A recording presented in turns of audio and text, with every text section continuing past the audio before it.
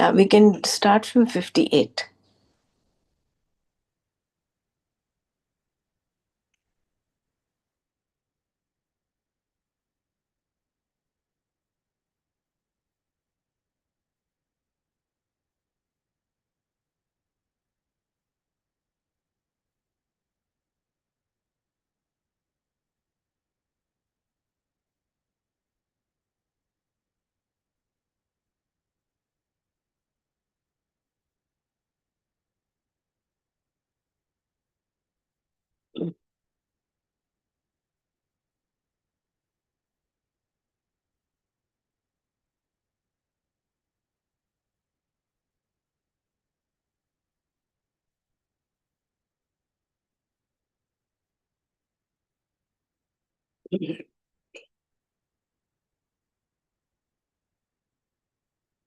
Om.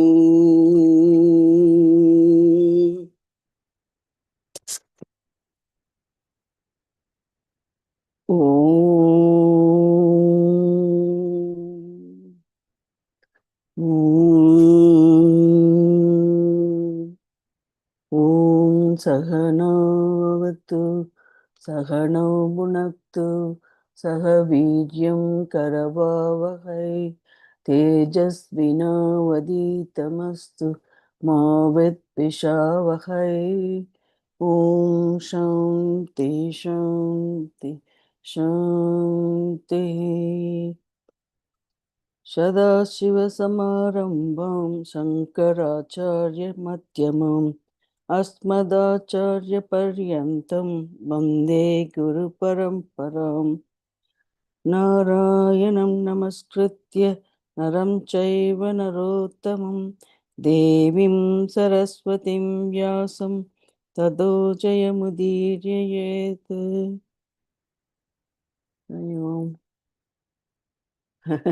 No one showed up yet. Should we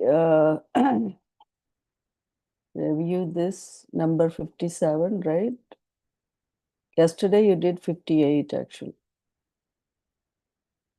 Yada samharate chayam kurmonenganiva sarvashaha indriyanindriyatarte.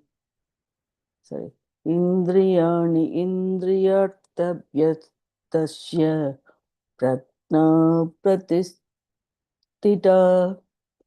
Yada, when, cha, and I am this person, kurmaha, turtle, angani, limbs, iva, like, indriyartebhyaha, from sense objects, indriyartebhyaha, from sense objects, indriyani, sense organs, sarvasaha, completely, samharate, is able to withdraw, tasya, his, prajna, knowledge, pratishtita, is steady.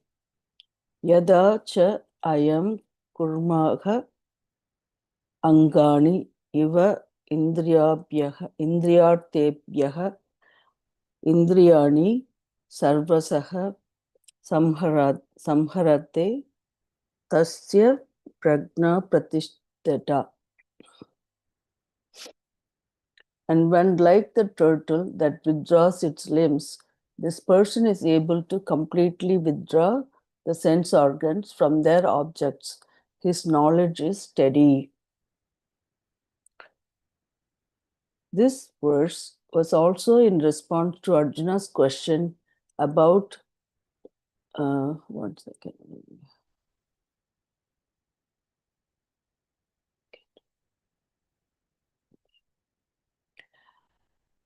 This verse was also in response to Arjuna's question about how a Siddha Prajna interacts with the world. The word cha, connecting it to the previous verse. The wise person's capacity to manage his or her mind and senses is what is now being discussed.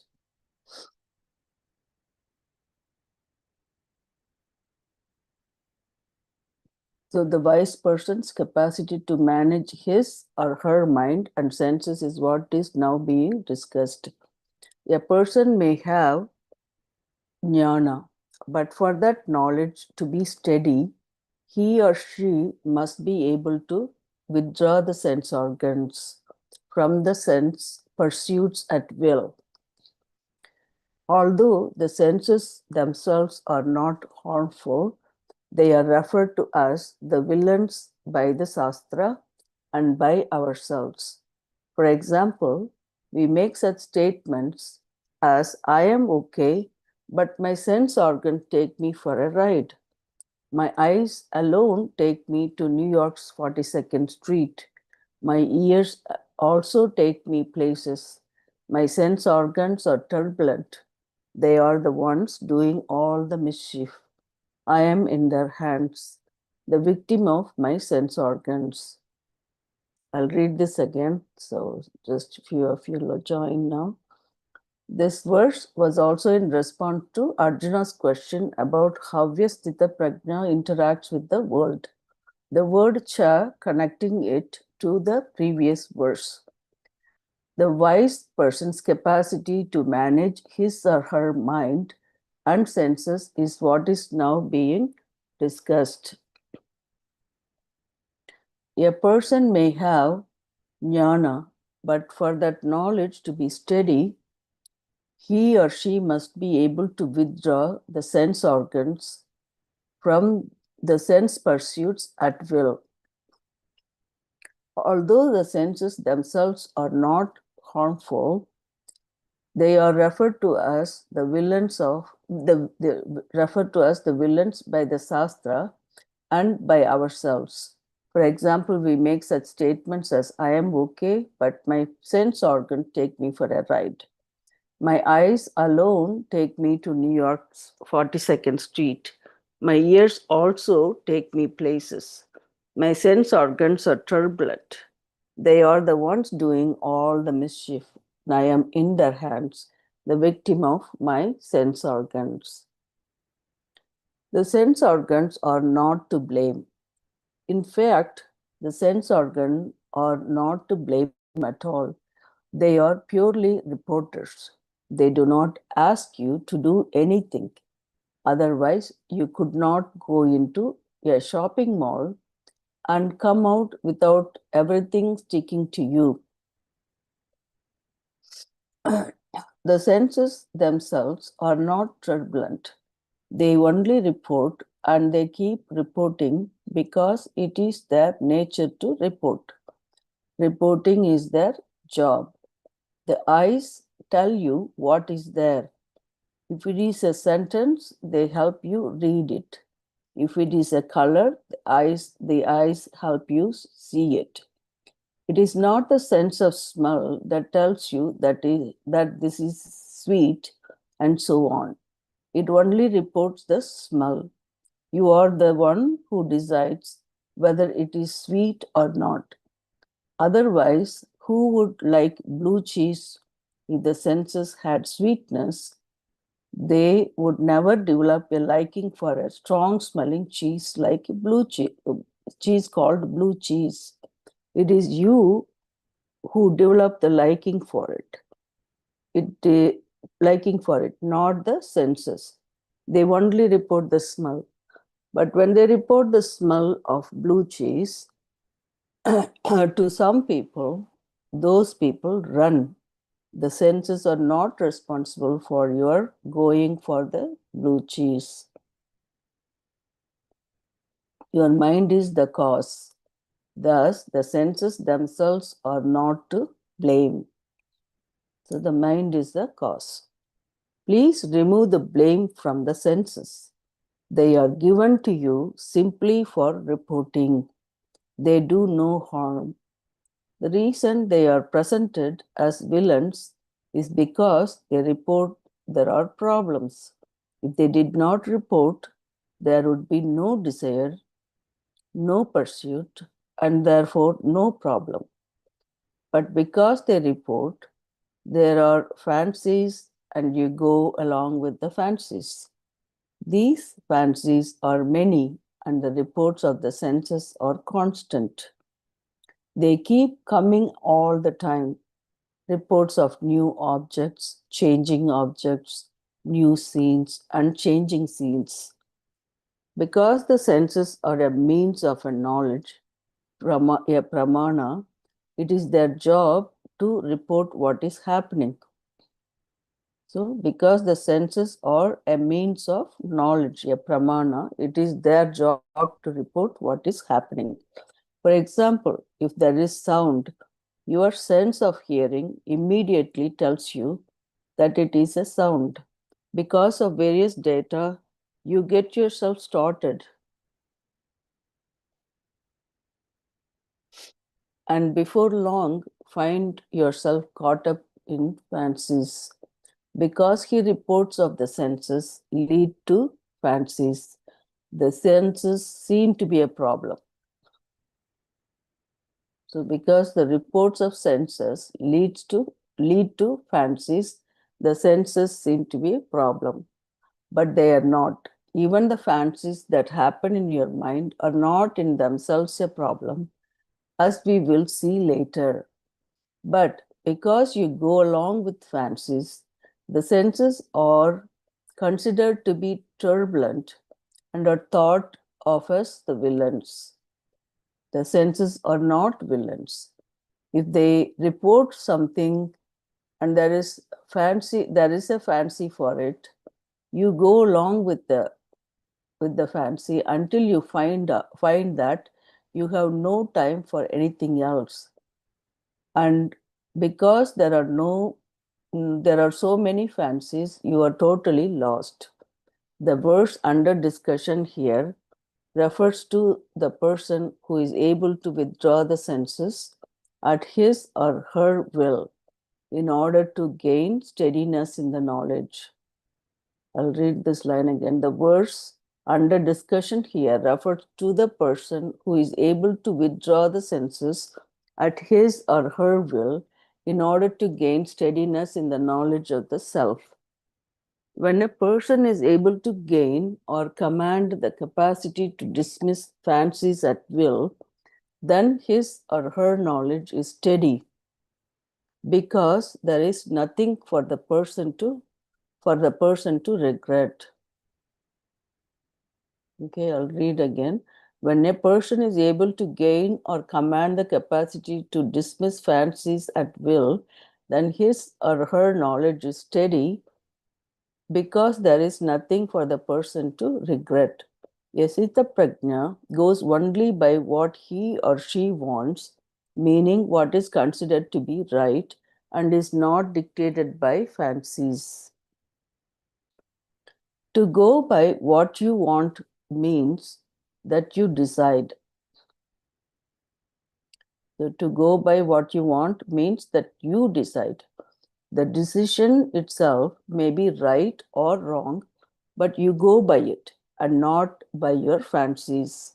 The one who does not go by fancies, who is able at will to withdraw one's sense organs, is not in the hands of the senses. Sense pursuits do not happen for such a person without his or her signature and sanction. This person will then be able to gain jnana nishta, steadiness in the knowledge of the self. So, if anything want me to repeat, please let me know. Okay. So we read the senses are not to blame so far. Anyone can withdraw the senses. We must remember here that the person under discussion is a Sthita Prajna, one whose knowledge is firm and remains.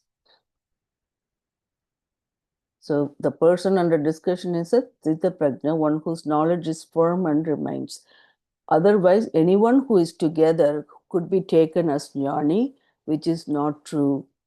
The person we are discussing is either a Sthita Prajna or one who is committed to Sthita Prajnatva, one who wants to be a Sthita Prajna. For both, the capacity to withdraw one's senses from anything at will is important. So, for both the Sita Prajna and who wants to be Sita Prajna, for both, the capacity to withdraw one's senses from anything at will is important. This capacity has already been accomplished by a Sita Prajna, whereas for the one who wants to be a Sita Prajna is yet to be gained. So, withdrawing senses from anything at will is to be gained. Krishna used the example of a turtle, kurma, or kurma, I think, kurma, with reference to withdrawing the sense organs. So, the turtle, kurma, with reference to withdrawing the sense organs. The turtle is able to withdraw its limbs at will and then send them out again. Because the turtle cannot move quickly, it is given a certain protection. It has the extraordinary capacity to withdraw its neck, legs, and tail in under its thick shell whenever it apprehends danger. The thickness of the shell prevents the detection of any scent of a living beneath underneath. This is Bhagavan's gift to the turtle and is also an indication of Bhagavan's sense of humor and justice. If he had given every living being 4 good legs, it would have meant that he had run out of imagination. Instead, Bhagavan is showing you that there is yet another way without big legs or fast movements. The turtle too can also survive by withdrawing its limbs into itself, into its shell.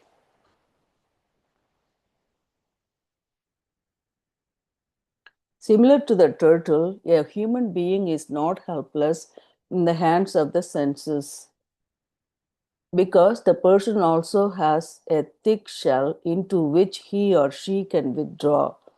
In fact, for some people, their shell is so thick that nothing enters.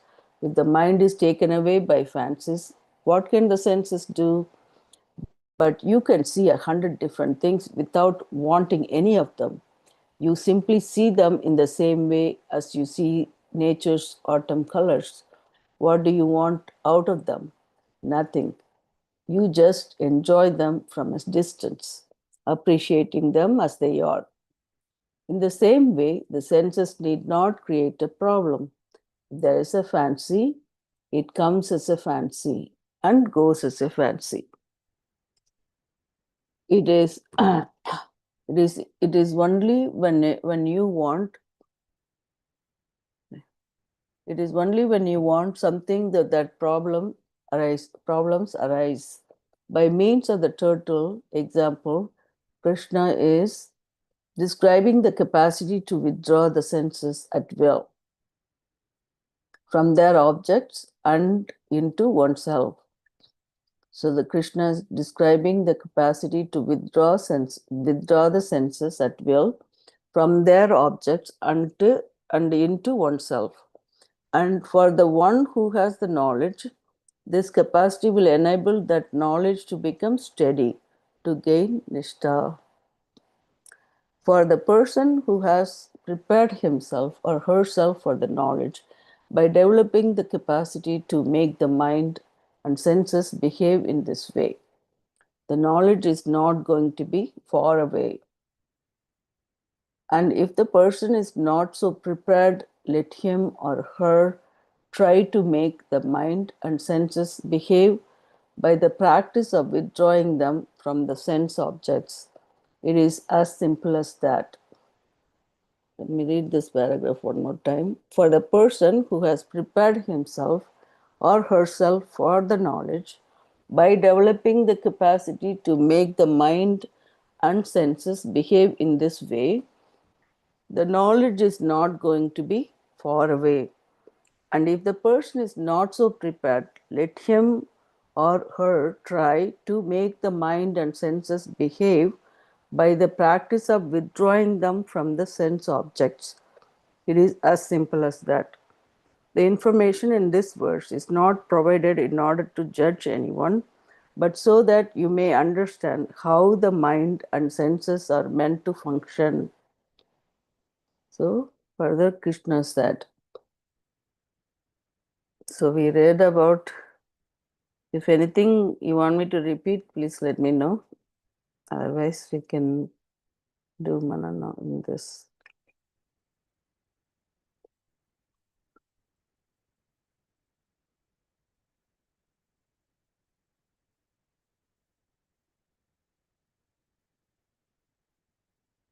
So basically, they're talking about what the sense organs does. The sense organs are reporters, like reporting what it sees, what it hears, or smell, tastes, or what it feels, and all that. So, but it creates that fancies in the mind.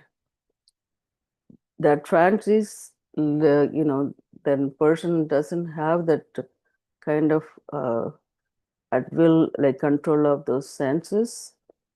Then the mind, I mean, controlling the mind at will, then they go on,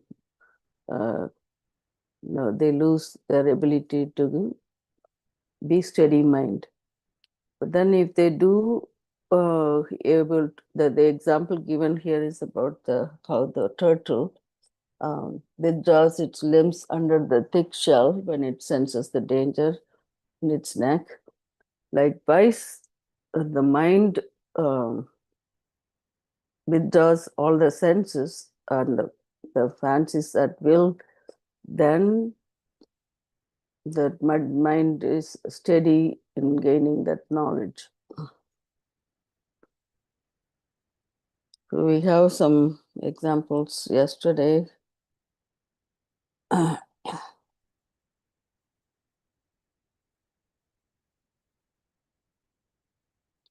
So you guys can say about it.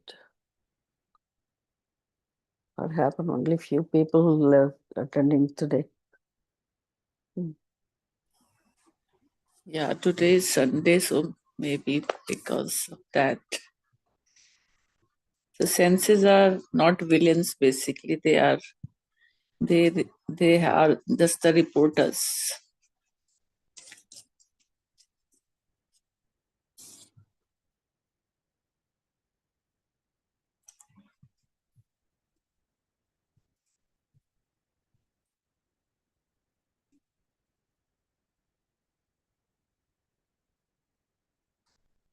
You can go ahead with the next.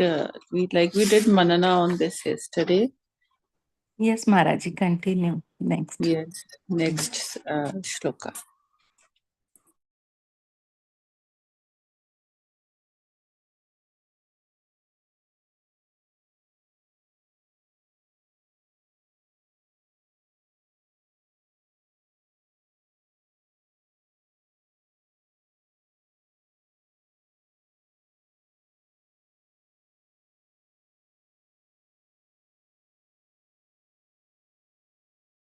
Dr. Mara, you are muted, I think.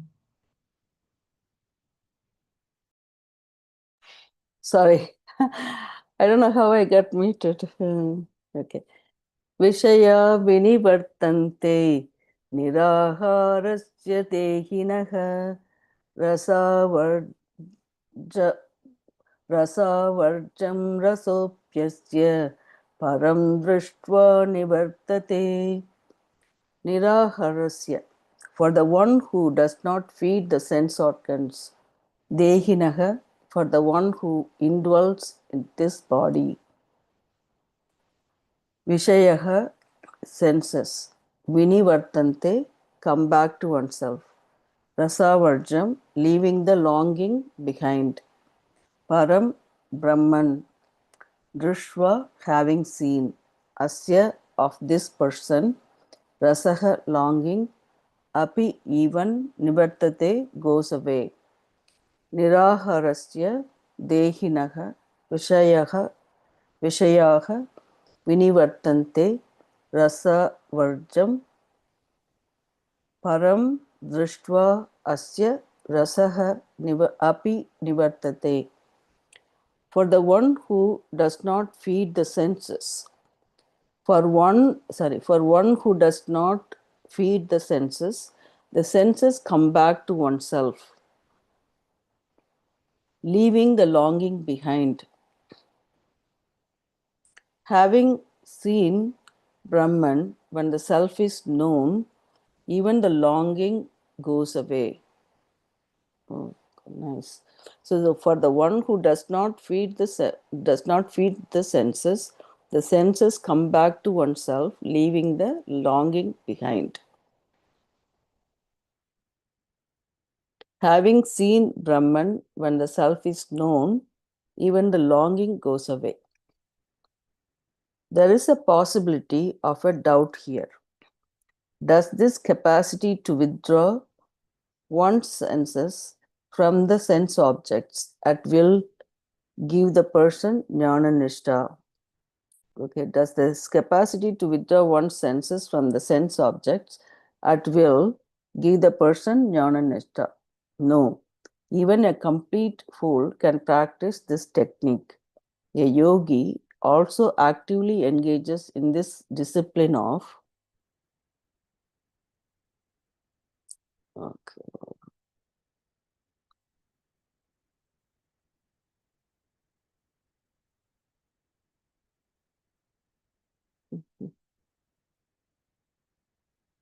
Okay. Discipline of destroying the senses. The sense organs,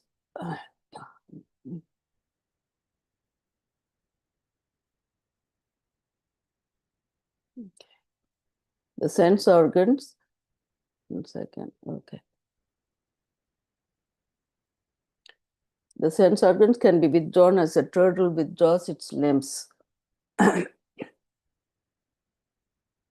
Therefore, you cannot say a person is a jnana nishta merely because he or she can withdraw the senses and sit with himself or herself. Shankara presents this doubt here in order to deal with it. So let me read this line again. The sense organs can be withdrawn as a turtle withdraws its limbs. Therefore, you cannot say a person is a jnana nishta merely because he or she can withdraw the senses and sit with himself or herself. Shankara presents this doubt here in order to deal with it.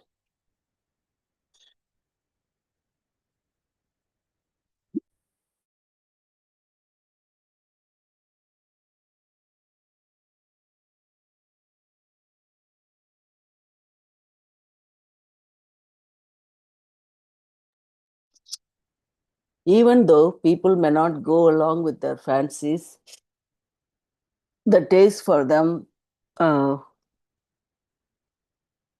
the will, 1 second.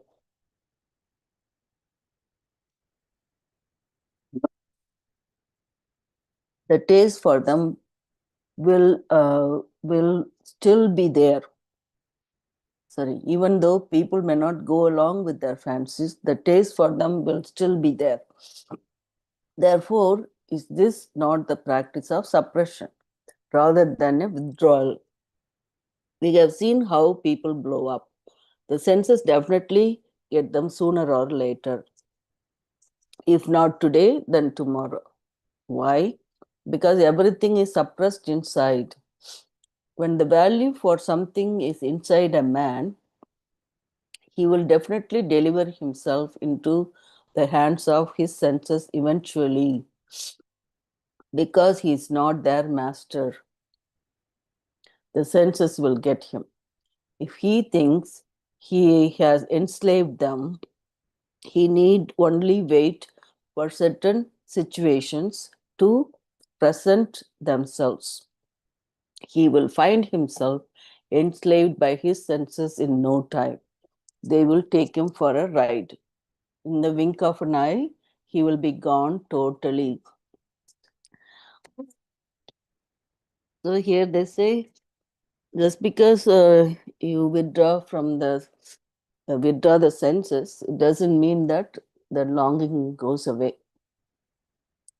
So we had to read why it doesn't go away. The taste lingers on.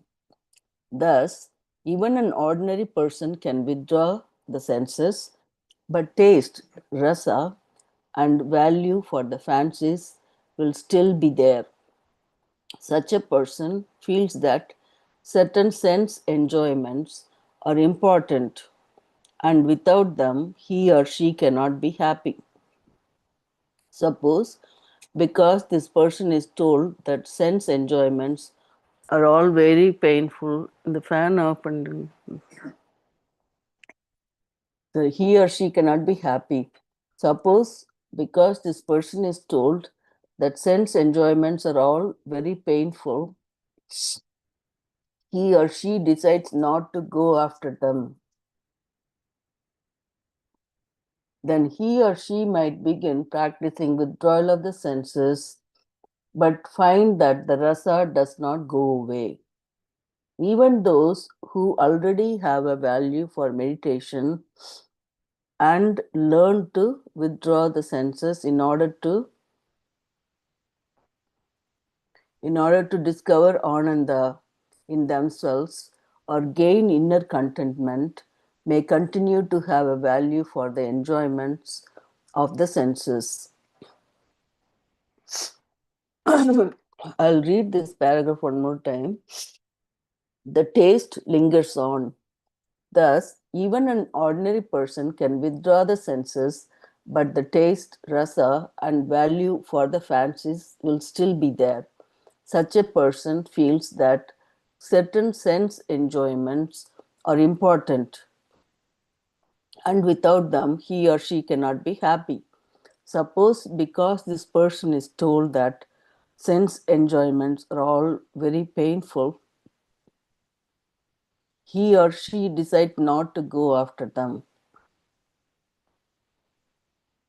Then he or she might begin practicing withdrawal of the senses, but find that the rasa does not go away. Even those who already have a value for meditation and learn to withdraw the senses in order to discover ananda in themselves or gain inner contentment may continue to have a value for enjoyments of the senses. The question is, when would the taste, the subjective value for sense enjoyments go? The subjective value is an emotional value. Yeah, this is the key part. The subjective value is an emotional value. Suppose a person is not a fool and has viveka. He is intellectually convinced that sense enjoyments are of no use because they do not provide any real security or lasting pleasure. Even if this person has no intellectual value for sense enjoyments, he or she may still have an emotional value. So, I'll read this line again. Even if this person has no intellectual value for sense enjoyment, he or she may still have an emotional value. Therefore, when and how will this emotional value go? We first saw how the rasa, or the longing, doesn't go away. Now, the emotional value of that one, how it will go, or when it will go. The emotional value is very important and must be recognized as such. Emotion is a part of your life, a part of your expression. Therefore, you cannot dismiss it, nor is it necessary to do so. You can't dismiss it, nor it is necessary to do so. And emotion does need to be respected because it has a power that can be overpowering. We can be completely overwhelmed by emotion, and therefore we need to know how to tackle it. An emotional value, which is a subjective value, is different from an intellectual value, which is objective. So we think there's a really nice, I think we all have to learn this, I think especially me. The emotional value, which is a subjective value, is different from an intellectual value, which is objective. Intellectually, your analysis can be clean. These are all sense objects. They do not contain any joy or security. I am insecure and remain so, whether I have sense objects or not, whether I have money or not. Therefore, I need to discover security within myself. All of this you may know, but although you know that money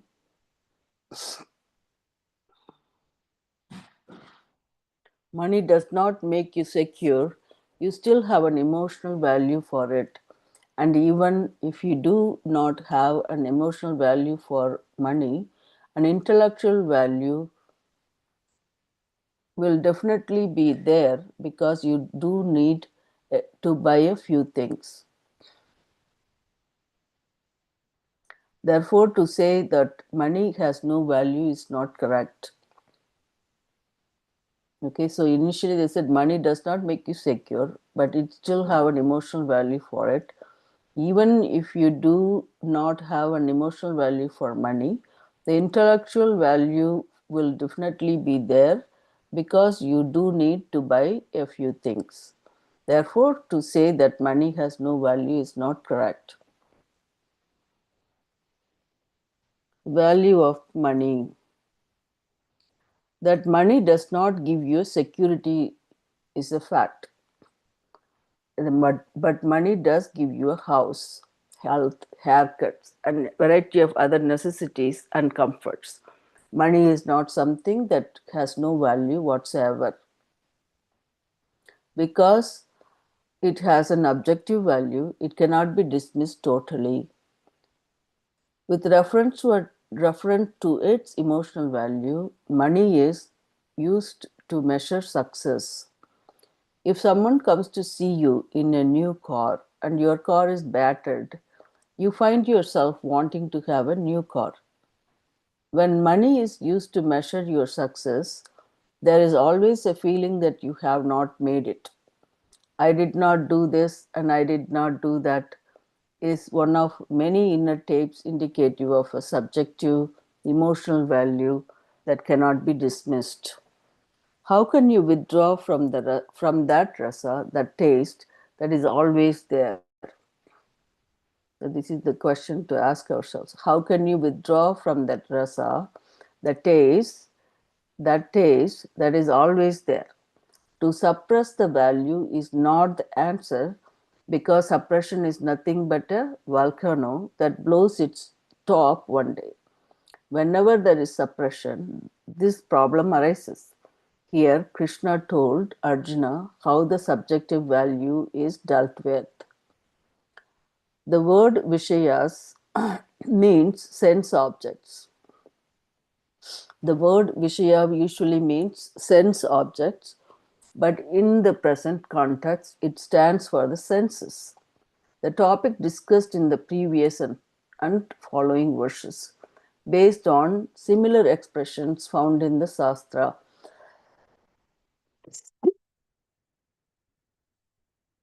Excuse me, sorry. Shankara, in his commentary on this verse, I'll just want to take a little water 1 second, okay? You guys can talk.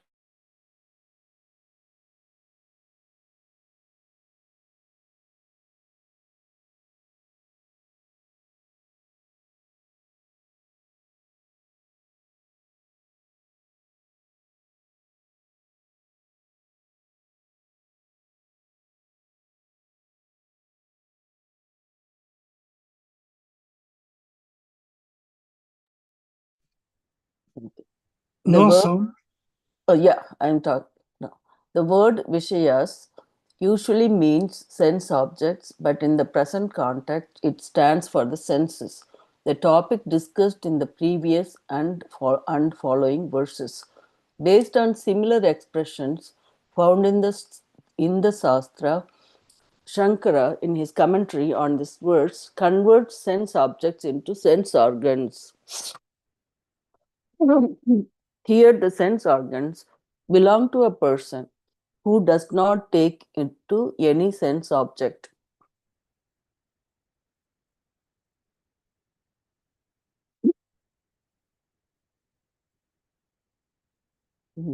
Here, the sense organs belong to a person who does not take to any sense object, who denies himself or herself sense objects, who does not have any sense pursuits, nirahara. So that's the first thing he gives that explanation. So instead of sense objects, he's meaning the sense organs. The sense organs belong to a person who does not take to any sense object, who denies himself or herself sense objects, who does not have any sense pursuits. So that is called nirahara. Ahara means sense objects and refers to that which is taken by you. Food is called ahara. Ahriyate iti aharaha. Ahara is that which is taken in. Therefore, it can mean food or any sense object in general. Because it is eaten, taken by you. The one who does not feed the sense organs is therefore called a nirahara. Okay, so that's how it comes. The one who does not feed the sense organs is therefore called nirahara.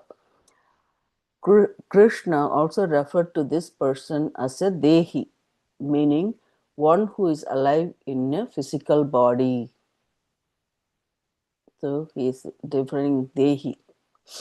Dehi here means atma, right? Here, deha, dehi. Shankara makes the point here that the person who engages in a rigorous discipline of sense withdrawal can be either a viveki or an aviveki. He or she can even be deluded, a fool, murkaha api. In all cases, the sense organs that are withdrawn from the sense objects come back to oneself. Vishayaha vartante. But even though the sense organs come back and sense objects are no longer with the person, the taste for the sense object remains. Rasa varjam vinivartante.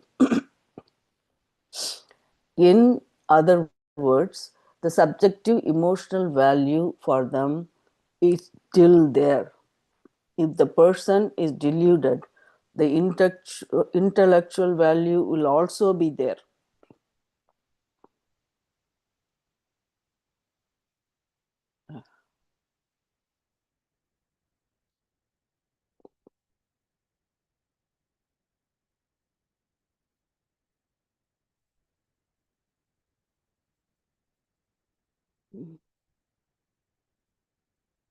Also be there, impelling the person to perform rigorous discipline, tapas, merely because someone said that they should be done.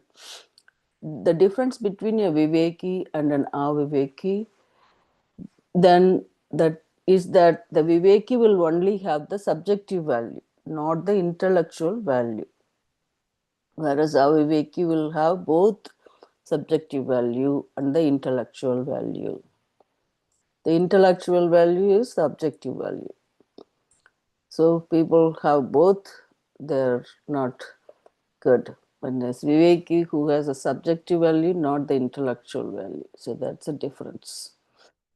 The knowledge alone removes rasa. In general terms, rasa is a sense and is commonly used to mean raga or liking. Shankara describes it in the same way. Anything that is pleasing to you may be referred to as raga or rasa. This is the value that remains inside a person's heart and mind even after withdrawn the sense organs from it.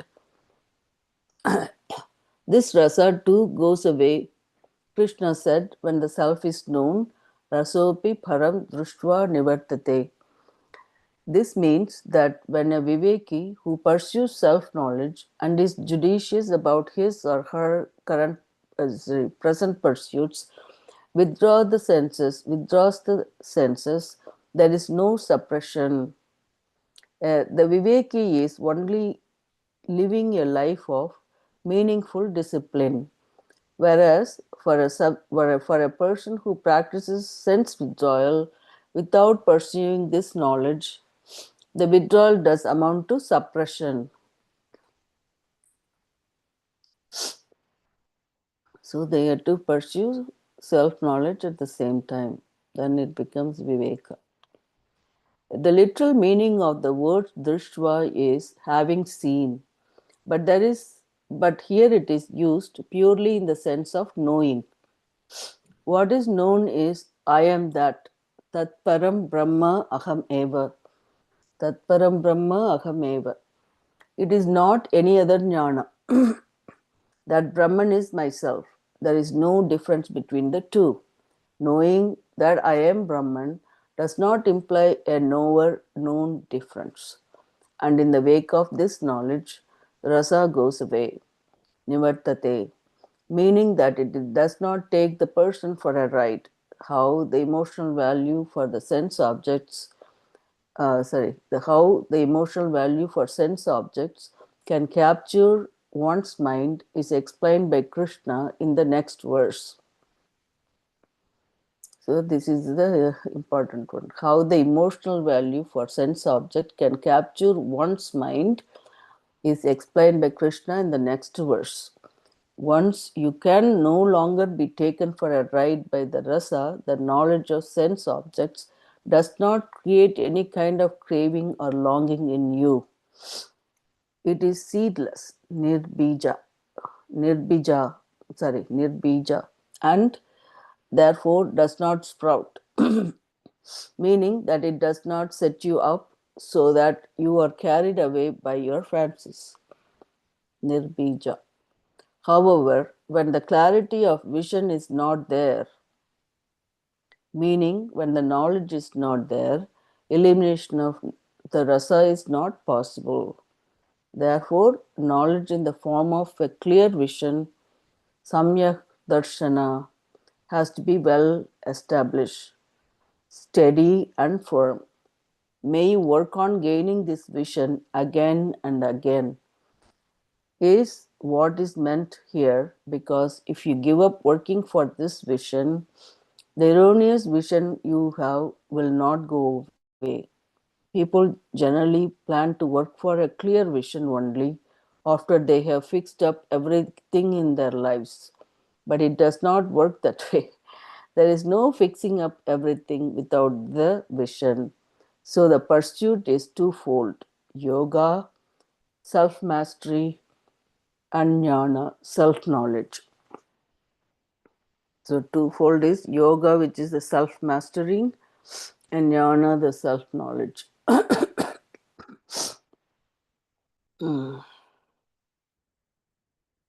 don't know how long it is there. Yes, 10 more minutes. Okay, I'll read this. Or should we discuss anything we have done so far?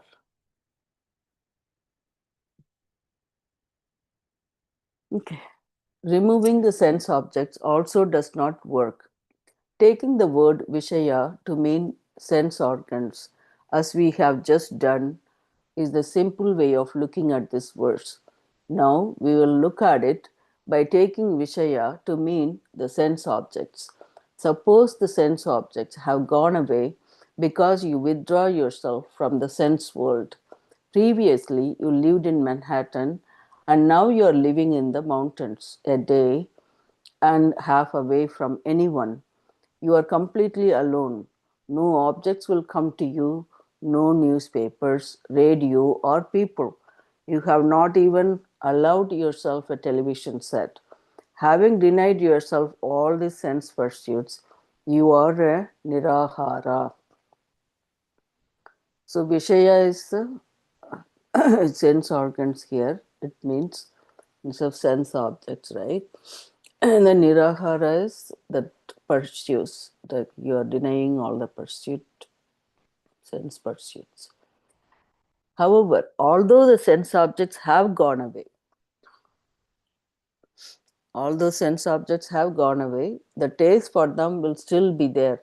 You will find yourself wondering about what everyone else is doing, Then you will begin to think that you should go back to the city for some time. After all, you will say, even Freud um, does not condone suppression. And then there are those who will send you letters now and then pointing out that what you are doing is wrong. This is the prime of your life. Everyone is making money in the stock market, and you are losing all kinds of opportunities to do the same. Something you will certainly come to regret for the rest of your life. All of which will remind you that you are a nobody.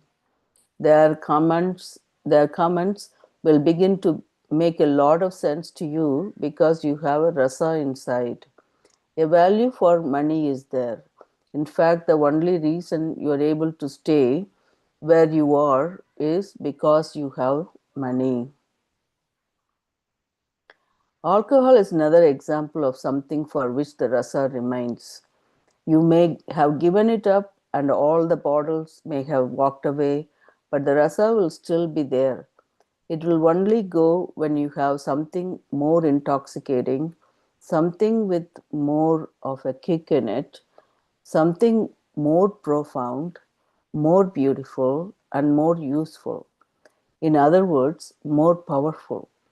This is why alcoholics require prayer. Without prayer, they cannot easily get rid of the problem.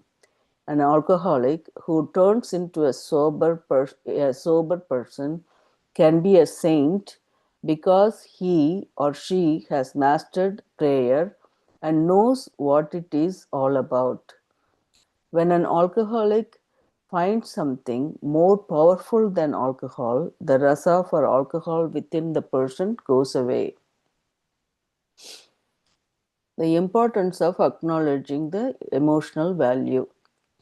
The need to acknowledge one's emotional values is seen in the alcoholic who thinks that he or she can stop drinking at any time and who may even advance the advantages of alcohol in terms of one's health. Of course, when you begin to take alcohol, you are still the master. You can take it or you need not take it. Sometimes you take it and sometimes you dismiss it. No problem. But alcohol is not an ordinary substance. It is something that takes charge of you in time so that eventually you have no power over it. It is more powerful than Rakshasa, a demon. From here on, although you may argue that you can stop at any time, in fact, you cannot. You are no longer talking, the alcohol is talking. First, the person takes the bottle, and then, after some time, the bottle calls the person. If it is 6 o'clock, the time set aside for happy hour, and the person is elsewhere, the bottle calls, "Where are you?" He replies, "I am here in the office working." Then the bottle says, "This is not the time to be in the office, come here." Faithfully, the person goes, "Come and sit down," the bottle says, and the person sits down. "Pick me up," it says. Once the bottle is in his or her hand, it says, "Come on, tilt." Then the person tilts every day. There was a time when he or she took the bottle. Now the bottle takes the person. All decisions about where to go and what to do are made by the bottle, not by the person. Where, then, is there any question of taking alcohol being your decision? This is no longer the case. You lost this freedom a long time ago. The only way to stop drinking is to accept that you have no power over alcohol. You have to know that. The acknowledgement alone is the beginning. There is no other way. Once you acknowledge that alcohol has the power over you, there is a chance of you regaining this freedom, provided, of course, that you really decide to stop drinking. You need to acknowledge that you're not going to drink anymore. And once you stop taking alcohol, the bottles you have in your cupboard will go away.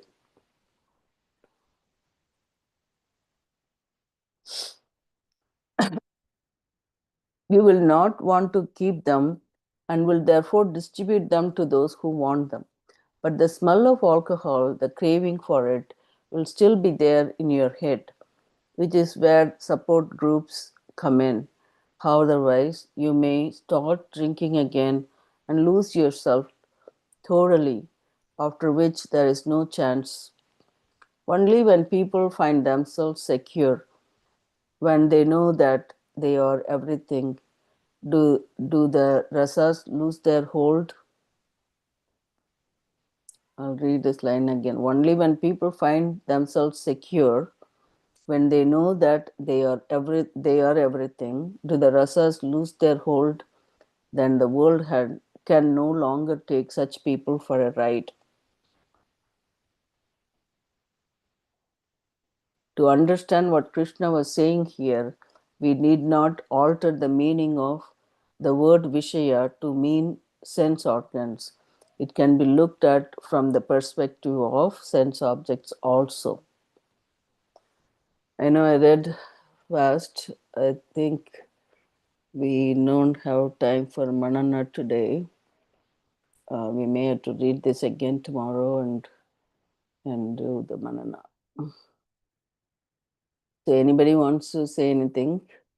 I know that's just the key points about what the emotional value is, what the subjective value and the objective value is, like intellectual value for the rasas that we have.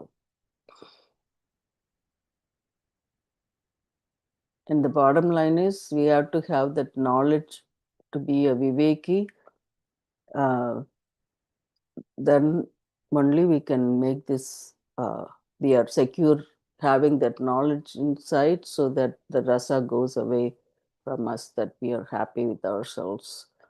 But to be to want to be a Siddha Prajna, then we have to gain that previous verse, that is withdrawing your senses from the sense objects, all that with the mind at will.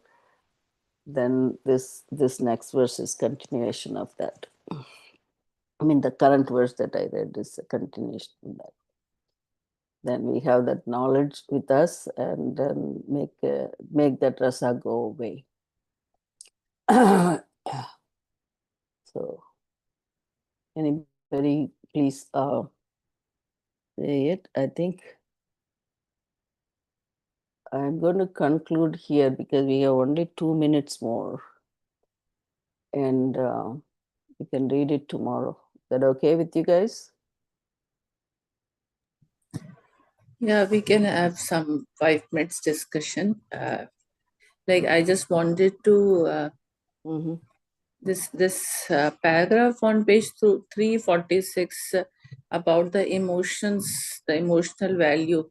Mm-hmm. While reading, I was just thinking, it's 346, second 346. last paragraph, 346. Yeah, you you go back here. Mm-hmm. The emotional value is very important and Mm-hmm. must be recognized as such. Right. And emotion is a part of your life, a part of your expression. Therefore, you cannot dismiss it, nor is it necessary to do so. And emotion does need to be respected because it has a power that can be overpowering. We Yeah, can be that's completely overwhelmed by emotion, and therefore, we need to know how to tackle it. So, I was just while reading it, you know, all these. Uh, uh, Most of the depression, anxieties, all these erupt because of the lack of expression, basically, in some part of your life. So, like that 2 days back, yeah, like we they were keep eating discussing a food child. to satisfy their needs or something like that. Is that what you're saying? Mm, Like if they have anxiety, depression, things like that, they try no, to. no, no. It was like from the childhood. There was a child, and we were discussing like how during his childhood his emotion were suppressed to a great extent that the parents were very strict, and they would abuse him physically also. Mm, So the exact emotion which were to be cultivated or should be expressed in the childhood was suppressed, mm-hmm. and later on, like Yeah, it can. that child, he became very aggressive, because Mm-hmm. as he grew up, his strength came, and then he became aggressive, and then he had this mental disorder of ADHD. Mm, So uh, that was because of the bad childhood he had, mm, which has like given a different shape to his life now. Though he tries to be like, but he is on medicines, and he is yeah. Like the yesterday, reason behind Dr. was the Brahma. suppression of emotions, basically. That what this is what I was like relating it here. Mm, Reading it, I remembered that incident, and then so it is how important they are, and they should be respected, because it right. has a power that can be overpowering. True that, like, when yesterday we had a little bit discussion on it.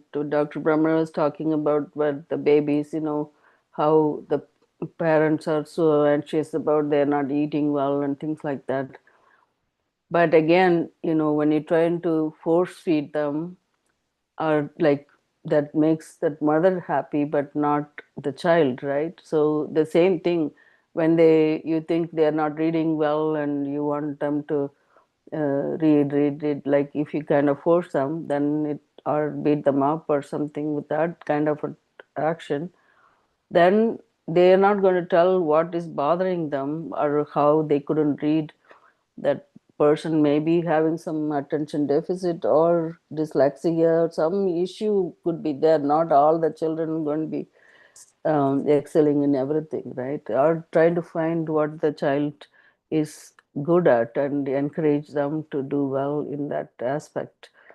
That kind of stuff, But again, here the emotional value, I think we have to read it one more time to really understand here that they're correlating to everything. Like in terms of the security, we are trying to have money or like objects, like sense objects and things like that. So then you are living the life of uh, you even though you suppress it that's why he was telling you it could be anybody, even a fool. I meaning, like, yes, anybody can do that. They can suppress it for some time, or you taken a vacation for a few days in the mountain and away from all the objects that you are used to.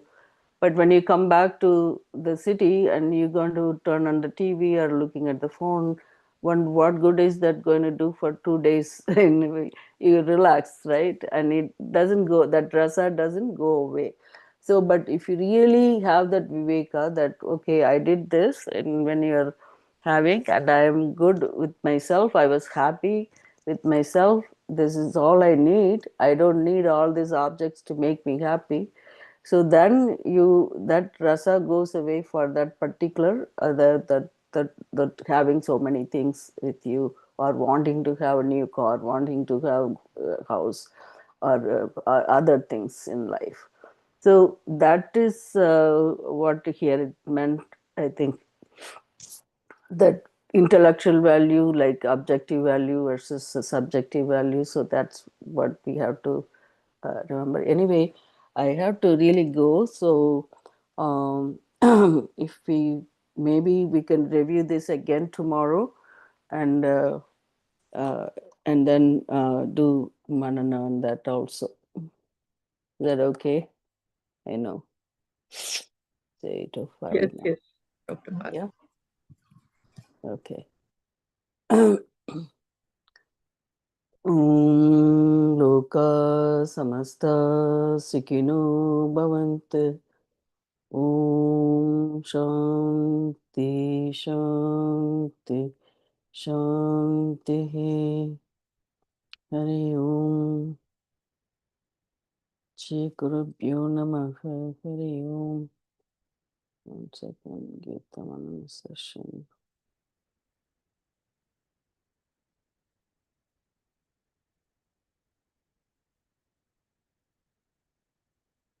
Oh,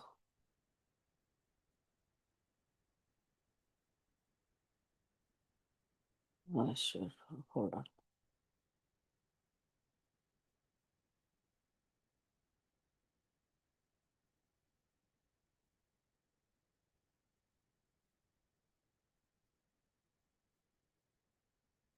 Mhm.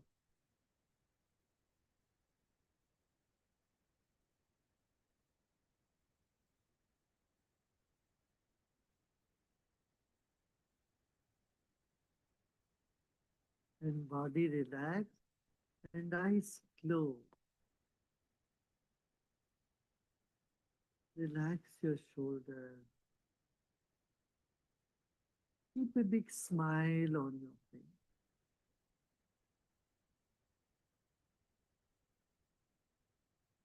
You're sitting like the statue of Buddha, very serene and with a serene smile on your face.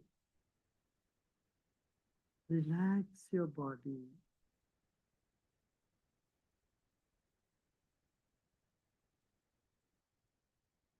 Let's take a deep breath in and breathe out. Become aware of your chest region, throat and chest region. If you notice some tension in the body, just let it be. Except those parts of the body where you feel a tension, the other parts are in comfort. Other parts are at peace. Become aware of that also.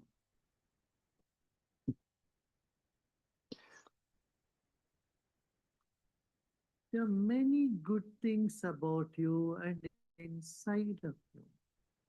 Acknowledge them. They will never leave you. And the negative aspect you may see in you is never going to stay with you forever. They are guests for some time. Let them be. Sit with the total acceptance of yourself the way you are at this very moment. Total acceptance of what is now here.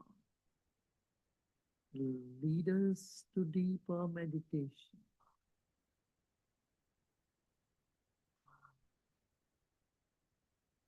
Let go.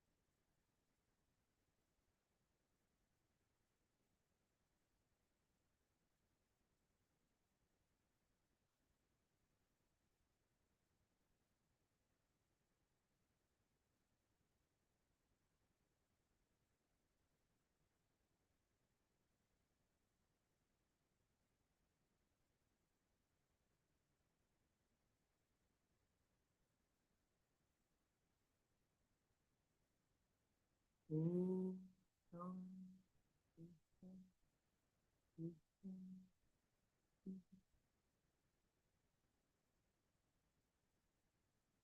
Let go of all your efforts and be in the present.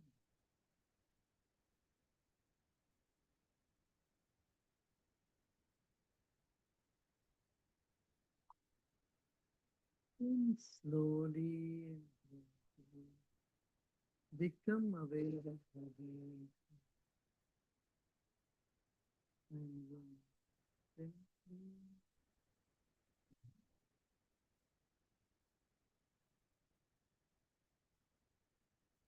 Thank you. ಧನ್ಯವಾದಗಳು.